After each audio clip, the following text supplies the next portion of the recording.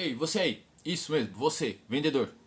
Você já imaginou dobrar suas vendas e ainda conseguir ter mais tempo livre para você prospectar novos clientes sem ter que levar tantos nãos assim como você leva hoje em dia? Então fica comigo que eu vou te explicar como fazer isso na prática. Vamos lá, primeiro ponto, você precisa de fato conhecer o seu produto. Saber de fato o que você vende. Parece ser óbvio, estou falando, né? Mas muitos vendedores não conhecem o seu próprio produto. Você tem que ser um expert no que você vende. Você tem que entender tudo, referente todos os detalhes, tudo como que funciona o produto ou o serviço que você vende. Depois que você entende todo o seu produto, você já domina o seu produto ou o seu serviço, você tem que entender o seu cliente. Então você tem que ser especialista dentro das dores, das necessidades, do que o seu cliente procura. Você tem que saber de fato quem é a sua persona, qual que é o seu público. Quando você entende as dores do seu cliente, quais são as necessidades do seu cliente, você consegue personalizar o atendimento, você fazer um atendimento mais personalizado.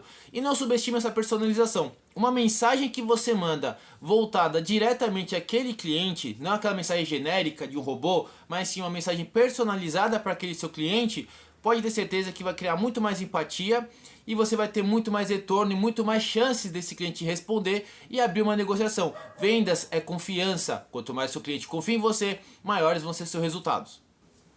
Falando em confiança, é justamente esse o ponto principal para você conseguir ter mais resultados. Você criar de fato uma relação genuína com o seu cliente.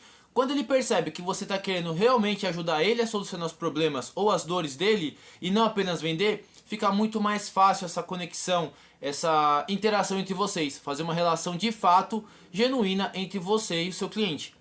E por último, e não menos importante, peça a venda. Outra coisa que parece ser idiota eu estar falando, mas muitos vendedores ficam com medo de falar: e aí, vamos fechar o contrato? Não tem esse medo. Você apresentou tudo certinho, você viu que tem uma relação legal com o seu cliente, ele tirou todas as dúvidas, tá tudo claro? Pede a venda.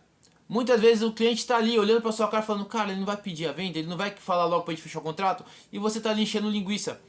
Então, pede a venda, tá? E aí, curtiu essas dicas? Então, coloca agora em prática tudo isso que eu te falei, que você vai ver que seus resultados vão aumentar, você vai ter muito mais resultado. E me segue, curte para você conseguir acompanhar cada vez mais dicas, mais coisas que eu vou falando aqui sobre vendas e liderança, ok? Então até a próxima e boas vendas!